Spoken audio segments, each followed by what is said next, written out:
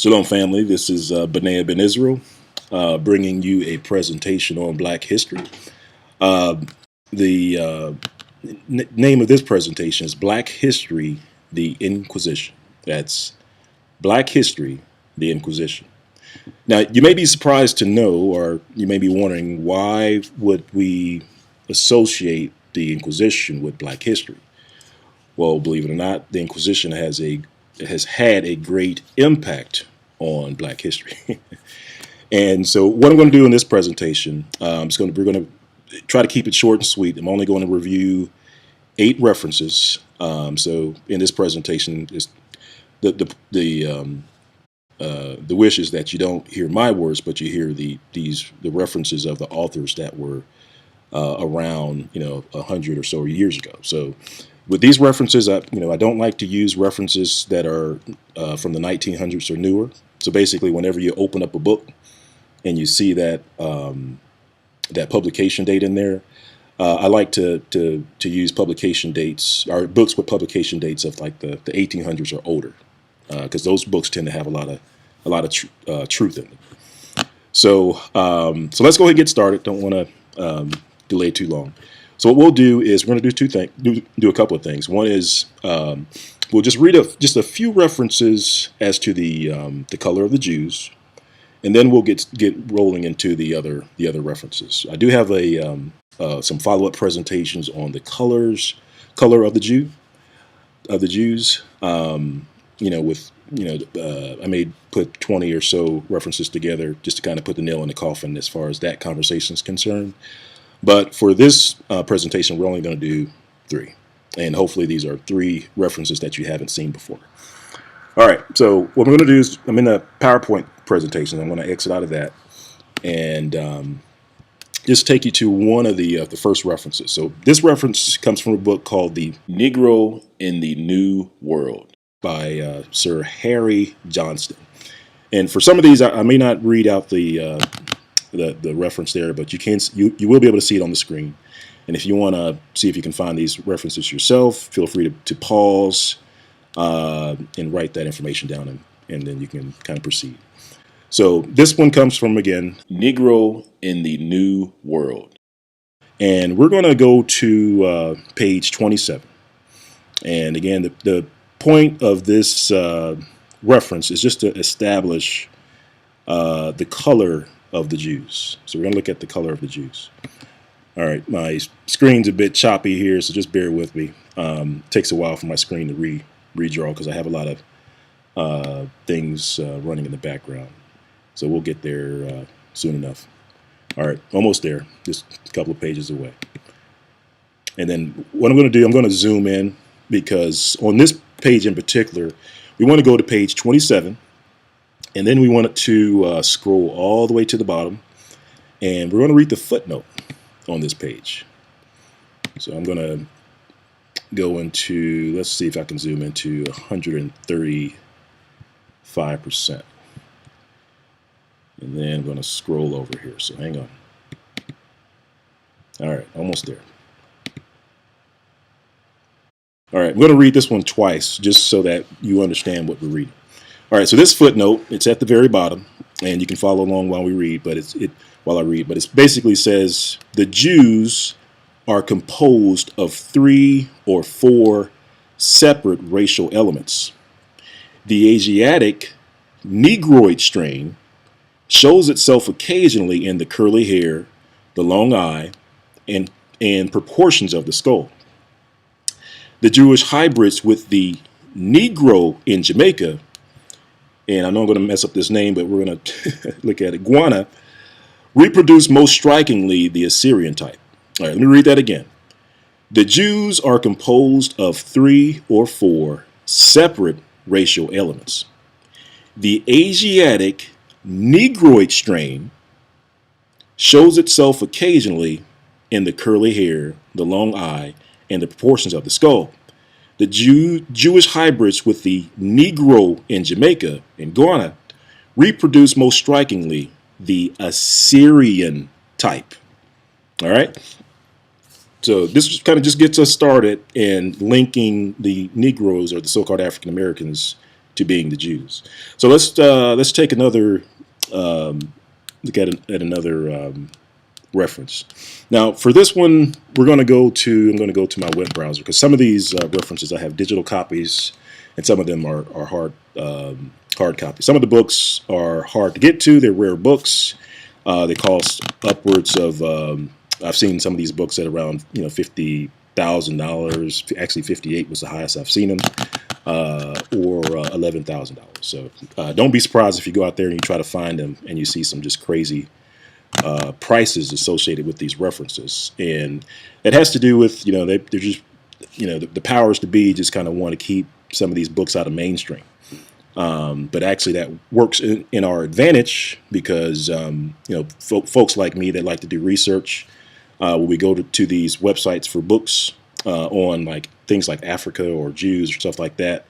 Basically, what I do, just to kind of give you some insight, I will go to these websites, and then I'll perform the search, and then I'll sort the search by price, and I'll put the most expensive books at the top, and the cheapest ones at the bottom. And usually the ones that are the expensive books that show up at the top are the ones that aren't meant for mainstream. Like, those are the ones that have the big price tags that whoever, is out there, they don't want that to fall into the hands of people that are doing research.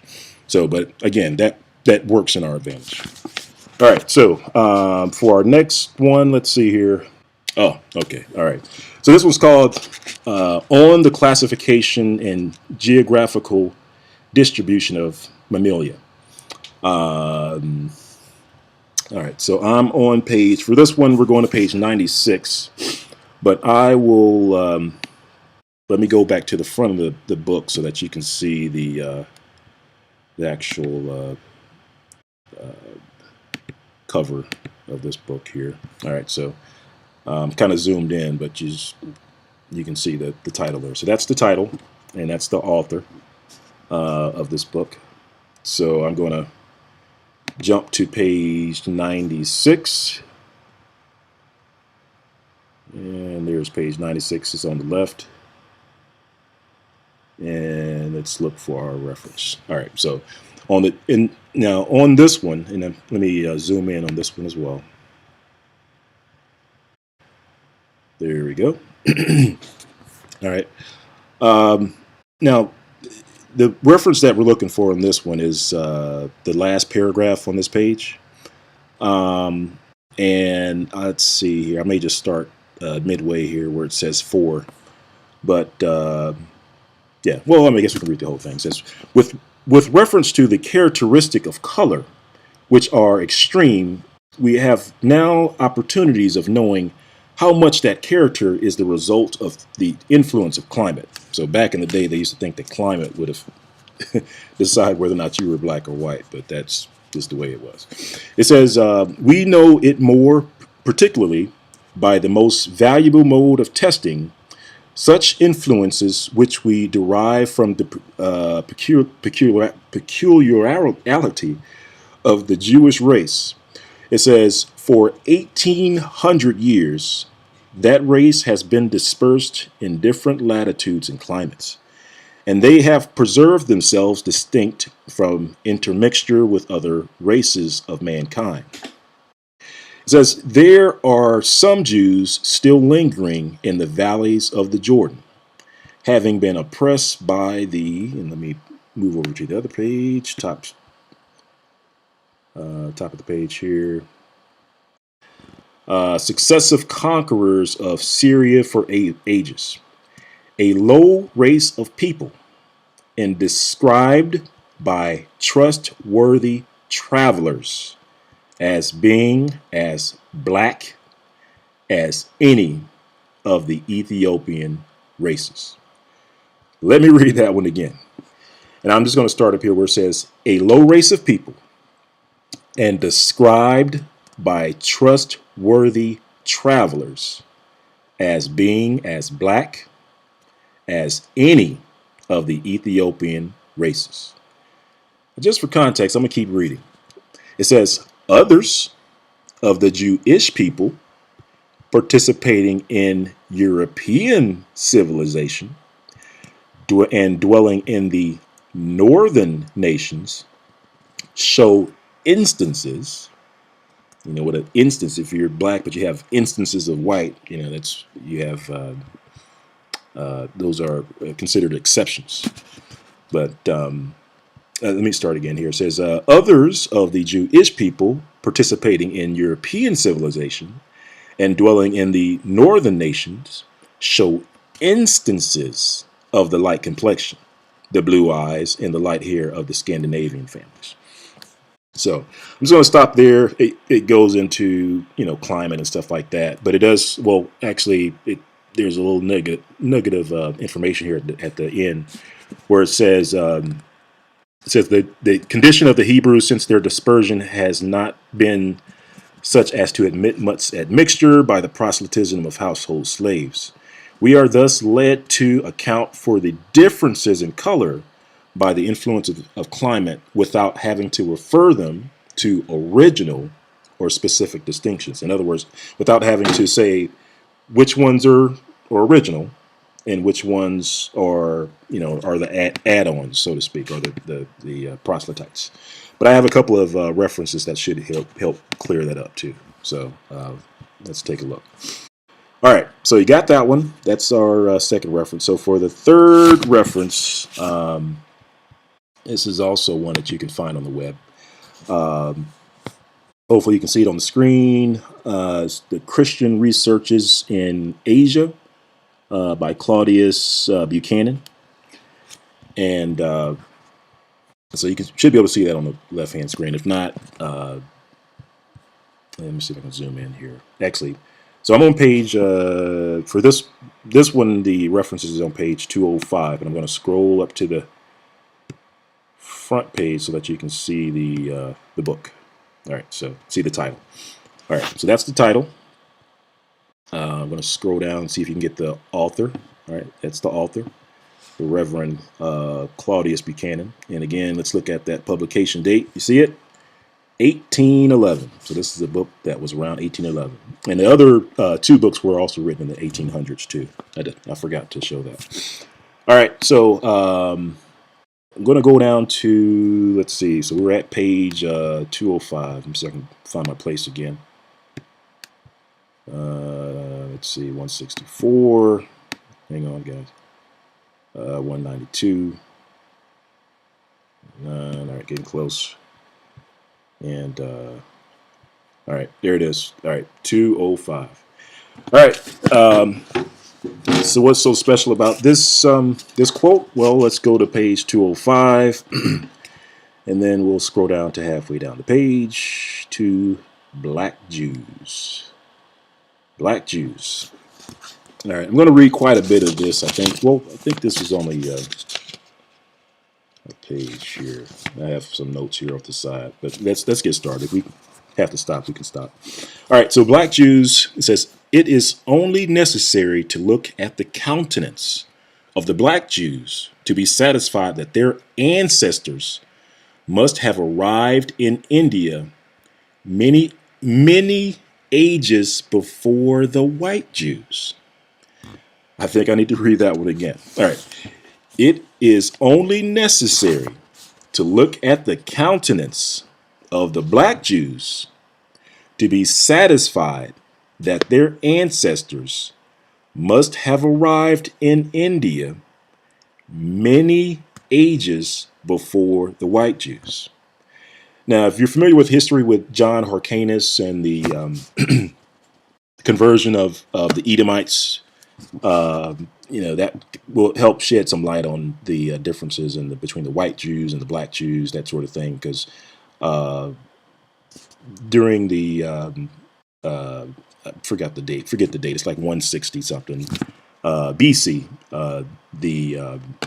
The Jews forcefully they converted the Edomites over to Jews, and from that point forward, according to Josephus, the Edomite Jews were also considered Jews. So that's why whenever you're researching these books, you'll see two classes of Jews. You'll see, you know, white Jews, or sometimes they're called red Jews, and then you have black Jews. So the black Jews are considered the ancient Jews, and the red Jews are the or either the proselytes or the new Jews.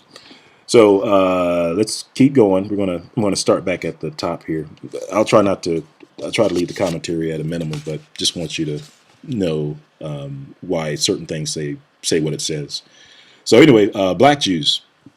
It is only necessary to look at the countenance of the black Jews to be satisfied that their ancestors must have arrived in India many ages before the white Jews.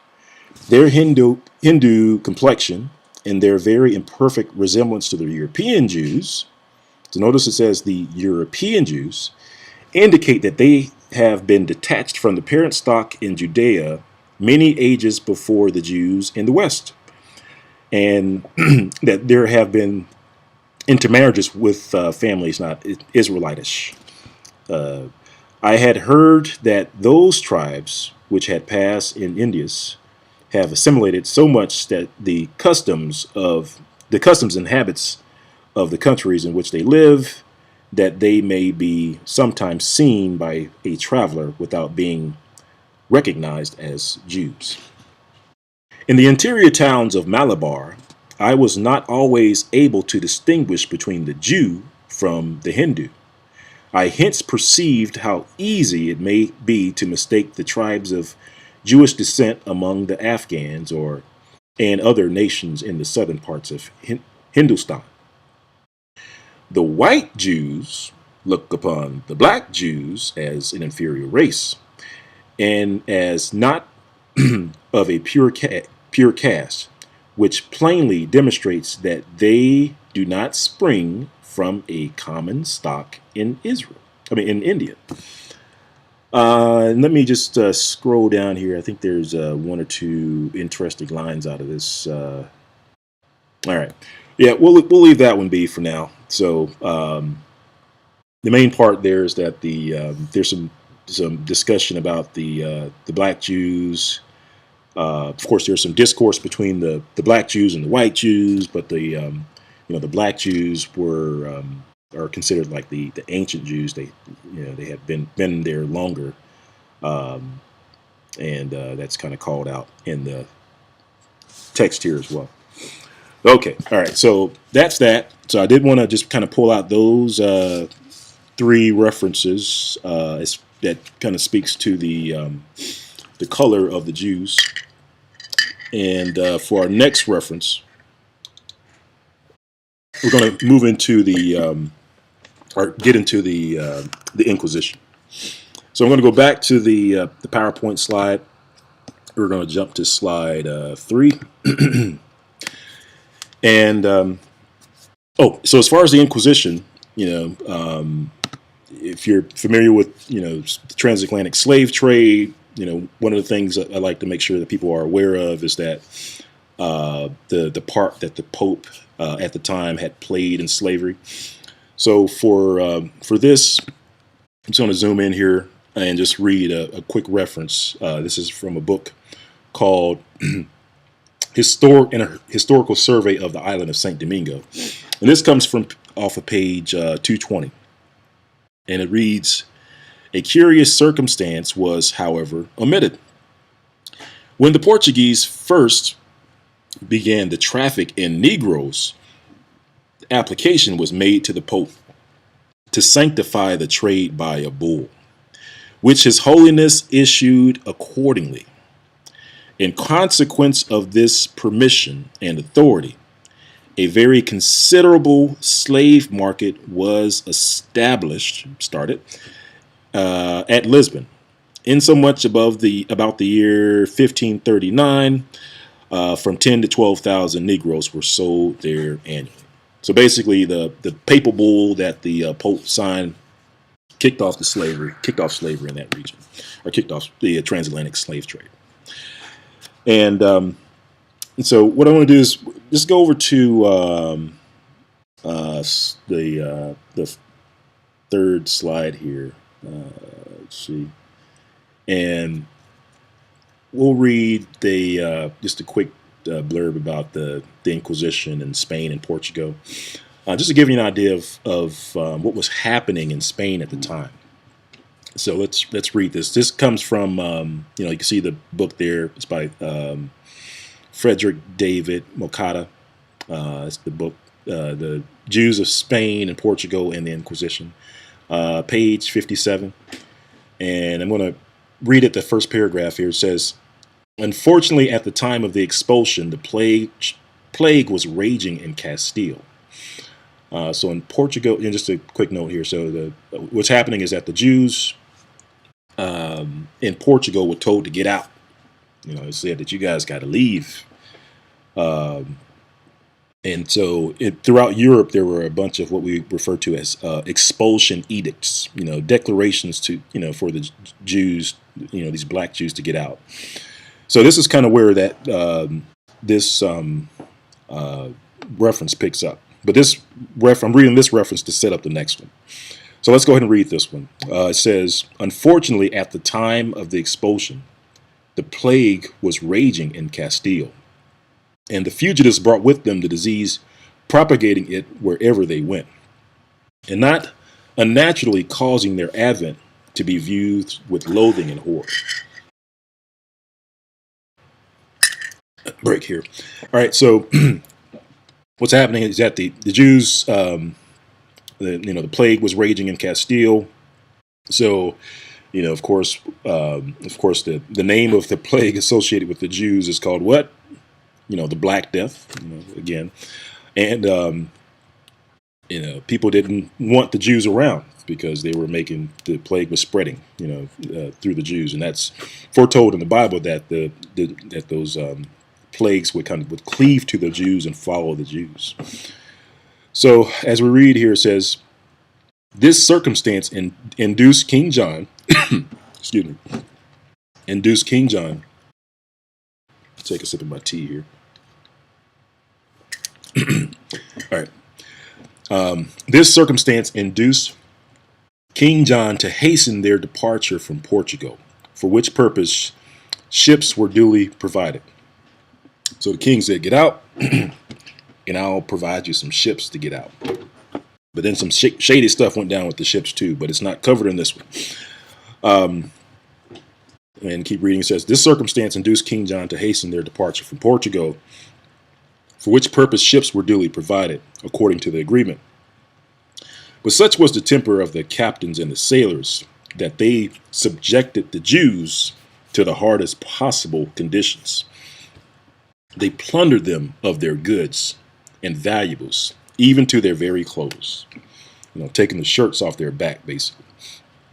And landed them naked and bare of everything on barren points of the African coast.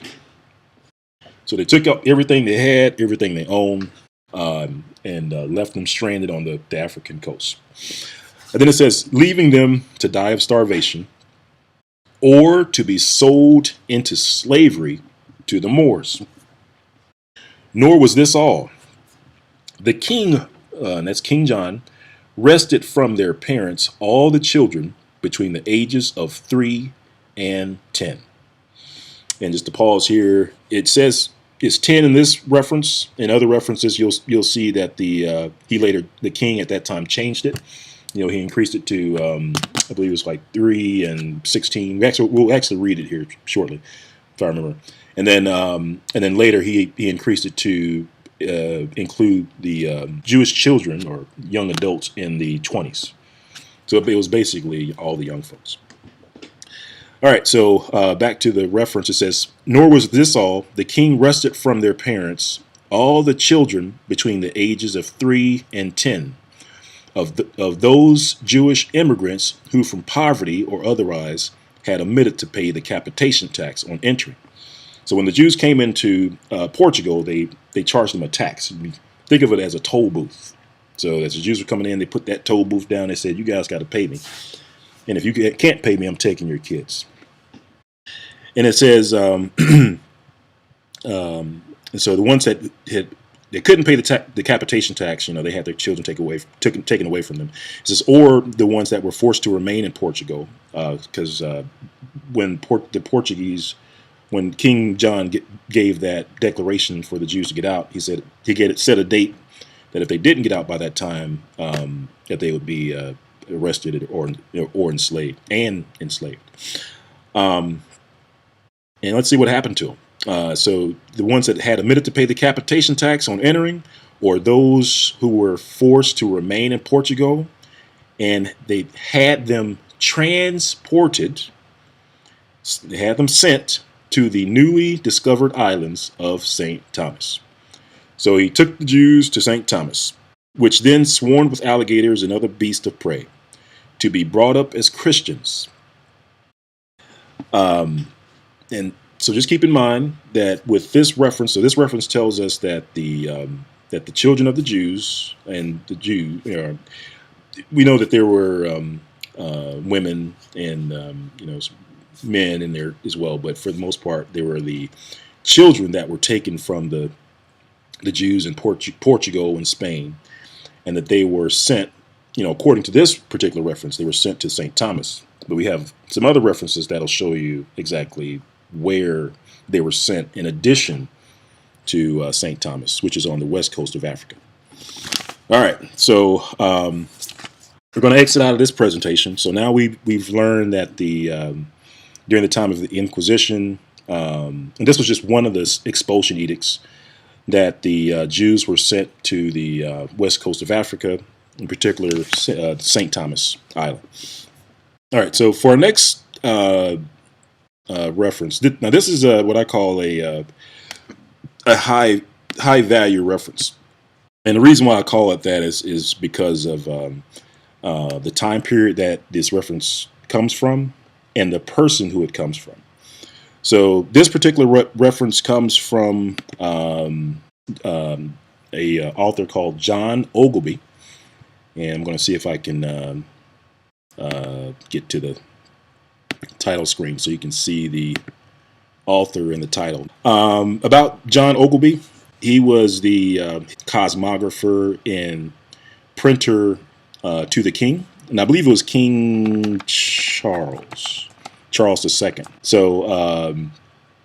So John Ogilvie would be a person of interest. We would want to know what John Ogilvie would have to say, because he would be someone that would have the ear of the king at the time. And we know that that London, that they played a major role in the transatlantic slave trade. So for this one, for this reference, I believe the reference for this guy is way back. There's actually some really good material in here, but we're going to go to one that's all the way in the back of the book. So if you can, well, let me zoom in just so that you can see the title, if you can't already see it. So let me do that first. And my screen's still rendering. All right. So this is the book that we're going to take a look at. This too is one of those rare books that is hard to get a hold of. There used to be digital copies out there floating on archive.org, but they pulled those copies. So you have to kind of poke around to see if you can get it.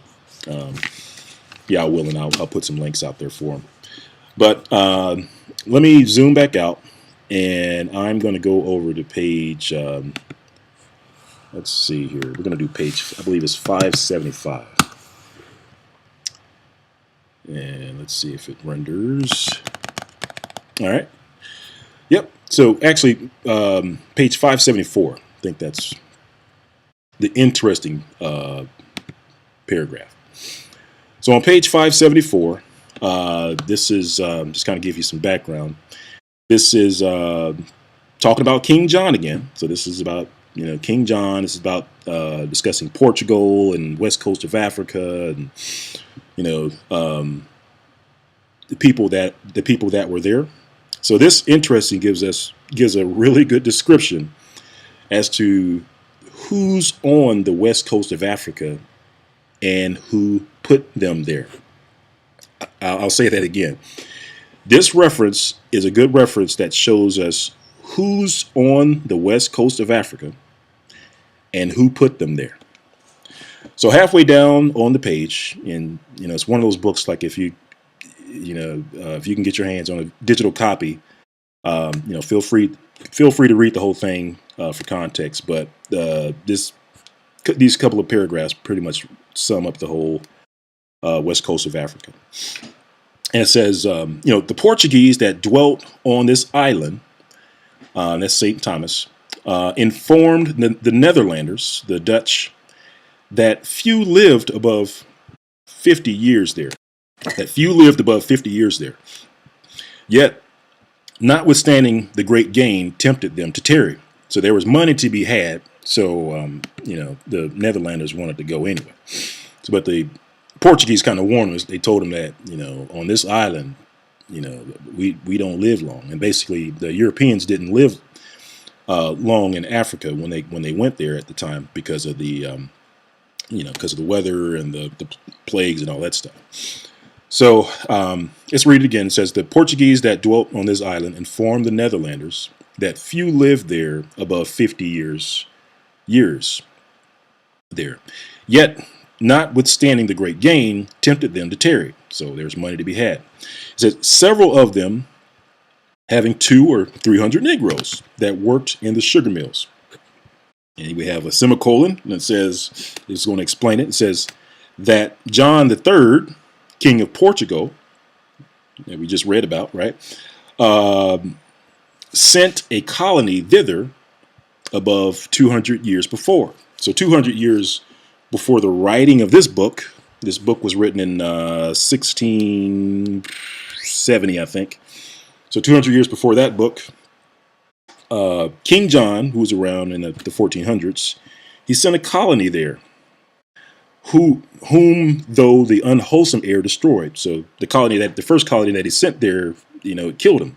It said, yet the place was not left desolate, so they did not all die. It said, for he sent new inhabitants who first settled Guinea. Now, if you have a map of Guinea, Guinea is the west coast of Africa. All right. So these people, so the king sent new inhabitants who first settled Guinea, and this is in the 1400s. Next, in Angola, if you're familiar with the continent of Africa, Angola is just below Nigeria. You got Congo, then you got Nigeria, so that whole area. And lastly, on the island of St. Thomas. So remember, we read about St. Thomas on our previous reference. If you don't remember, just feel free to back up the presentation. But I'm going to read it again without stopping here. All right. That John III, King of Portugal, sent a colony thither above 200 years before, whom the unwholesome air destroyed. Yet the place was not left desolate. For he sent new inhabitants, who first settled Guinea, next in Angola, and lastly on the island of St. Thomas.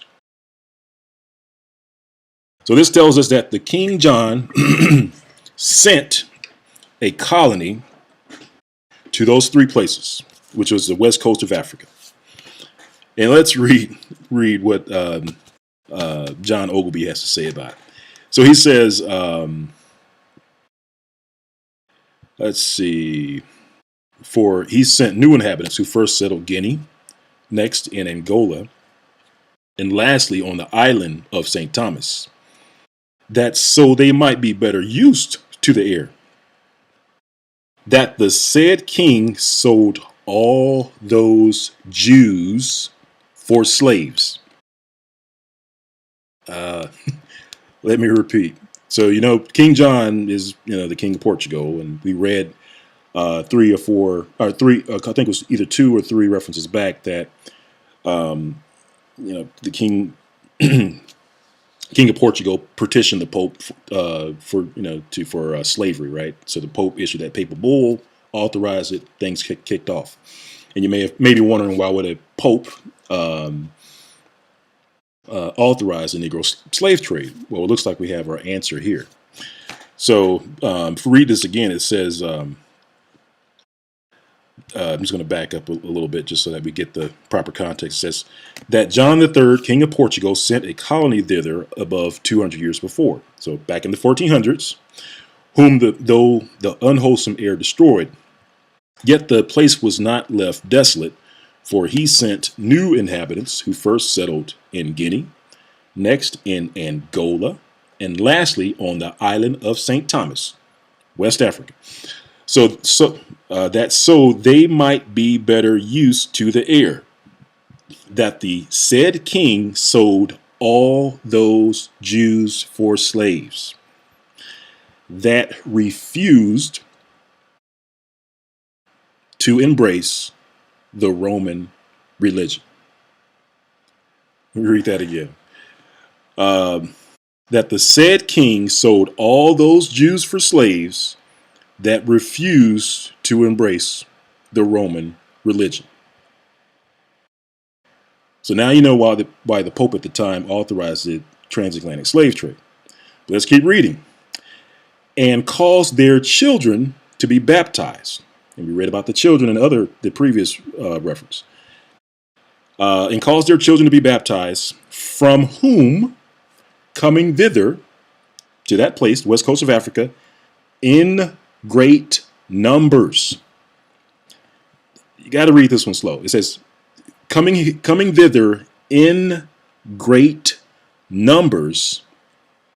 Then it says, most of the present inhabitants were descended. Let me read that one again. It says, from whom, coming thither in great numbers, west coast of Africa, the Jews coming there in great numbers, who were, according to this, were sold as slaves.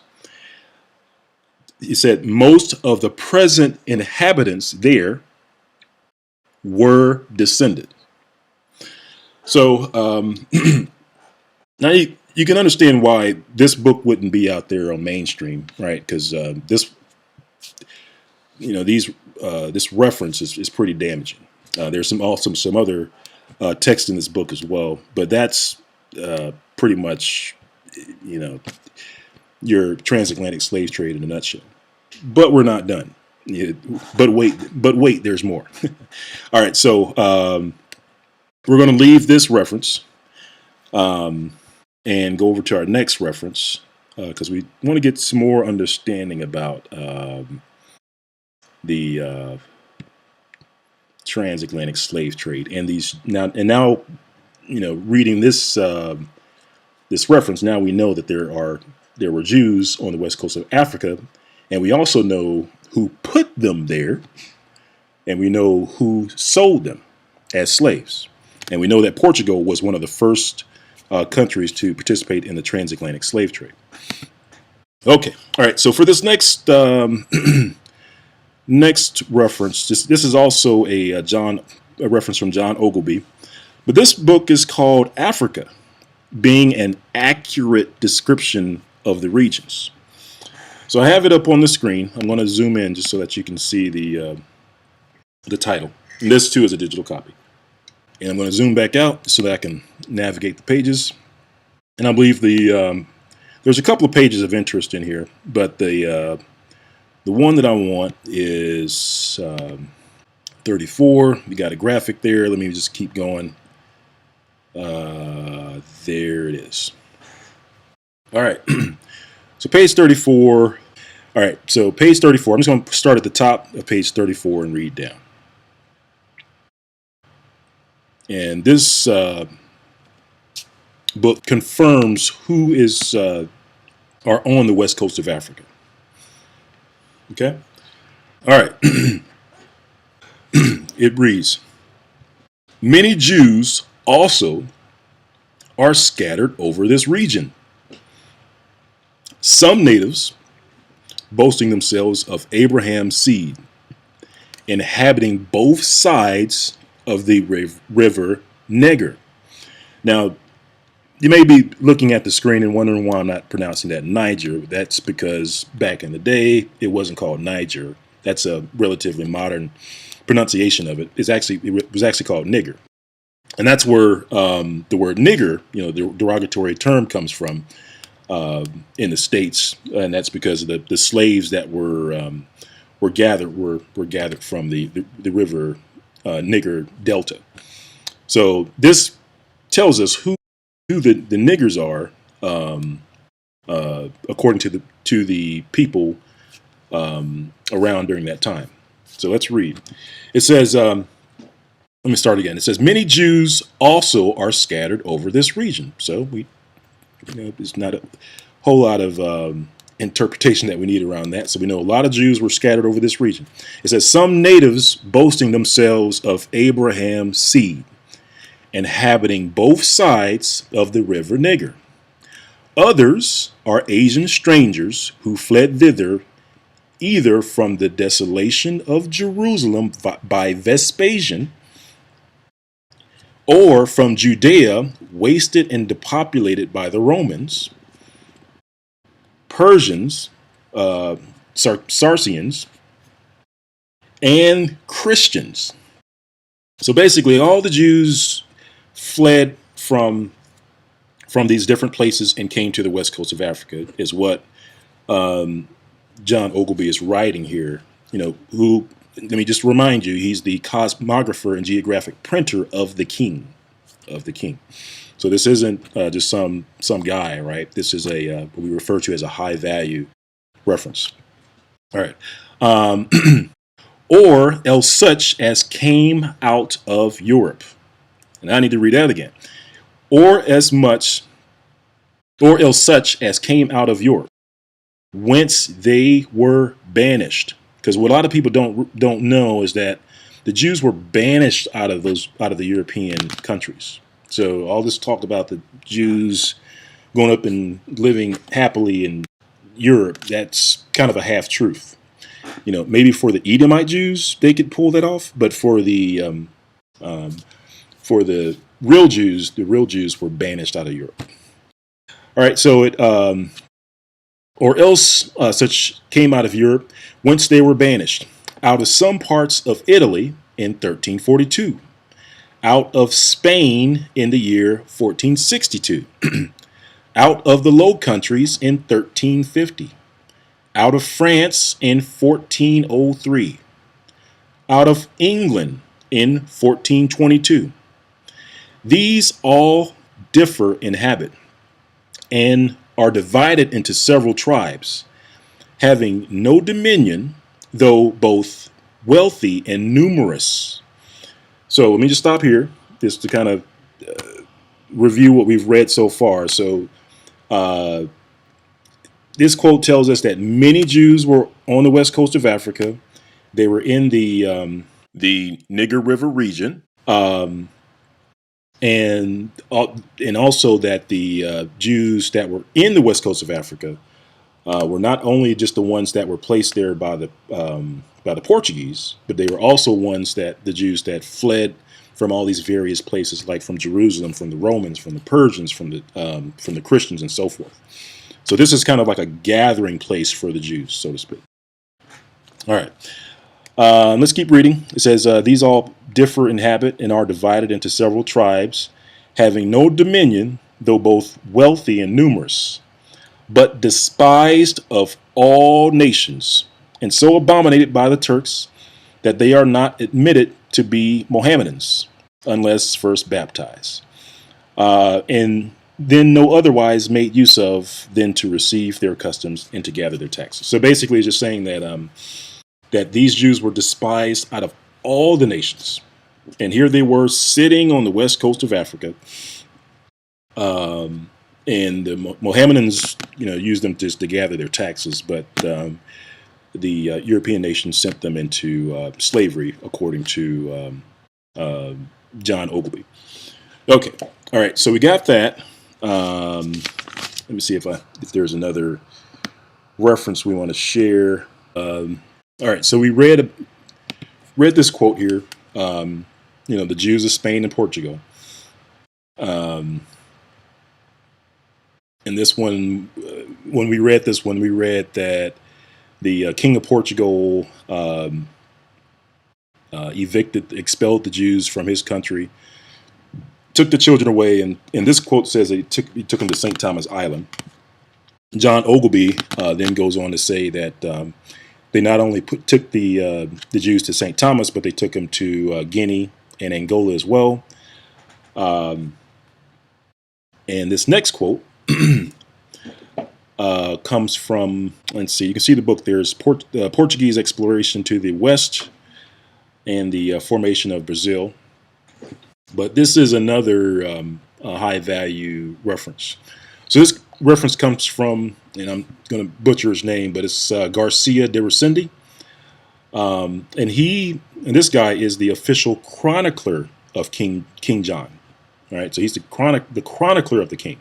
So let's see if Garcia de Resende says anything different than what John Ogilby, who's the cosmographer of the king. So it's going to read a little down from the top here. It says, by the year 1470, the Portuguese had found the equatorial islands of St. Thomas in the Guinean coast, off the African coast. The climate proved to be extremely unwholesome for Europeans, and settlement was slow. So basically, he's affirming what we read in some of our other references, which just said that the Europeans didn't live long when they went to the west coast of Africa. It goes on to say the official chronicler of King John, that's John right there, Garcia de Resende, reports on one of the methods to populate this island that also throws some light on the tragic form of Jewish participation in the Portuguese Atlantic Empire. It says the king had allowed Jewish refugees from Spain from where they had been expelled. Let me read that again. It says the king had allowed Jewish refugees from Spain from where they had been expelled to remain in Portugal only in return for payment of an enormous ransom. We read that in a different reference as well.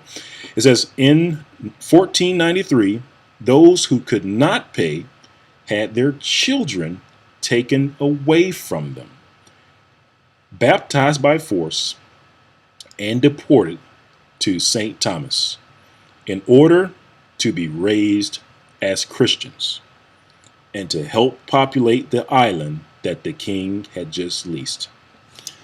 And I'm just going to skip to the last sentence here. And it says, nothing is known of their further fate, although later chroniclers attribute the thriving sugar production on the island to the talents of these deported children and their offspring.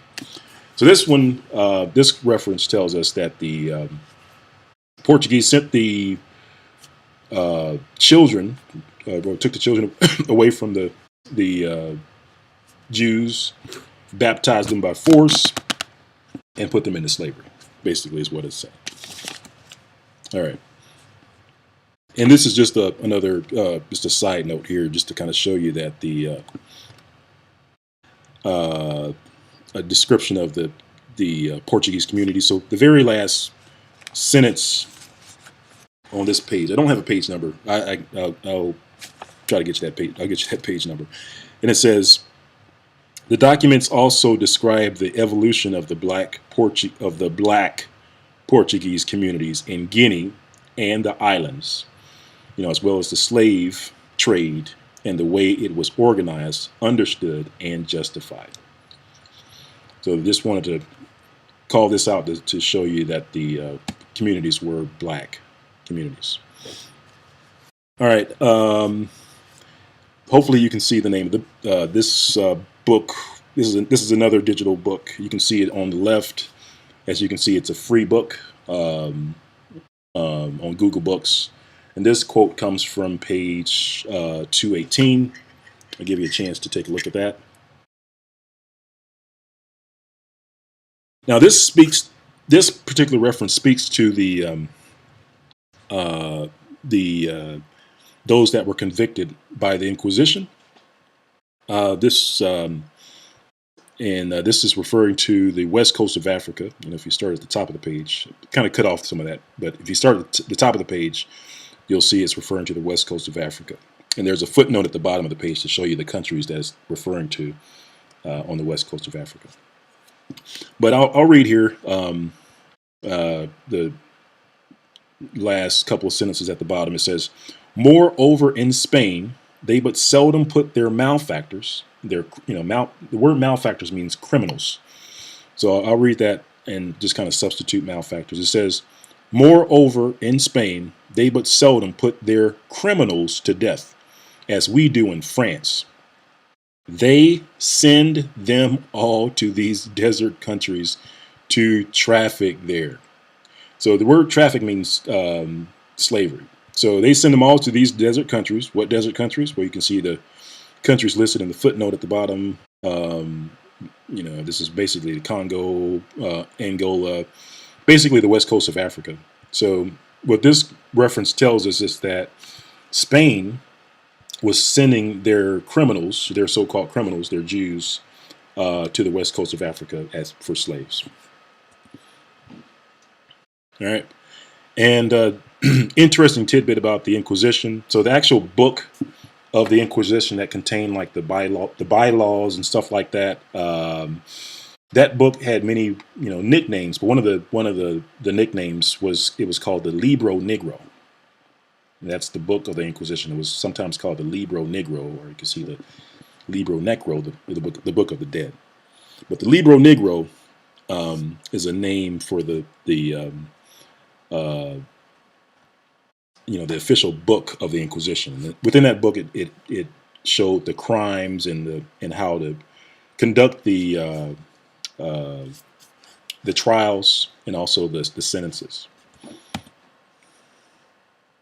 And this is just one of those books that are out there on Amazon, just to show you that it's called the El Libro Negro de la Inquisición, the Black Book of the Inquisition. And this is just another cross reference from St. John of the Cross. It just reads, thus the Libro Negro, in which were recorded the acts of the chapters and definitiaries, vanished except for a few extracts. So just saying that the Libro Negro disappeared after a while. It was kind of hard to find. All right, I'm going to skip that one, that reference. Okay, all right, so I'm going to back Region. up. So in the Libro Negro, and actually let me exit out of here and go to a web browser because I think I have a better view of this. Hopefully you can see this in your screen. But the name of this book is A Narrative of the Persecution of Hipólito Joseph de Costa, Volume 2. And within this book, it defines some of the sentences that were given out as part of the Inquisition. Like, so basically what the Inquisition was, you had the I call them like the secret police, for the Jews that didn't want to embrace the Roman version of Christianity. They would be arrested and then, by the Inquisition officers, and they would be tortured, and they would try to wrestle a confession from them, and then either burn them at the stake, or they would ship them off somewhere.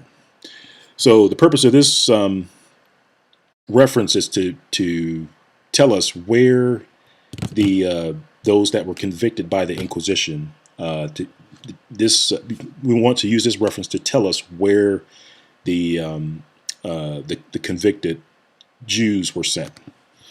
So what I just did a quick search here, and it's just to show you the places. So we're just going to run through them really quick, but it says,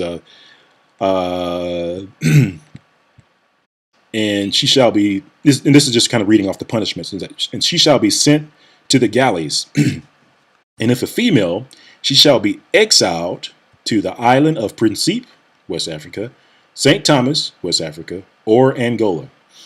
And this one is, we kind of catch this one mid-sentence here, but it says, shall be condemned to the same punishment of whipping, and shall be exiled for the same period to the kingdom of Angola or some parts of Brazil. I think this one's mid-sentence too. Let's see, it says, and shall be sent to the galleys or exiled to St. Thomas or Angola. And this one's another one, exiled to the island of Principe, St. Thomas, or Angola, West Africa. Shall be exiled for as many years to Brazil or Angola, and shall be exiled to St. Thomas, Angola, or Brazil. And there's a few more here, and it's pretty much the same thing. You'll see St. Thomas, Angola, or Brazil for a lot of these. So basically, what the Inquisition was doing was that it was sending those Jews that were convicted. It was sending them to the west coast of Africa. So I think we'll stop there for now, and we'll pick this up in another video. But this is we'll end this video. We'll call it part 1, and this is Black History, the Inquisition.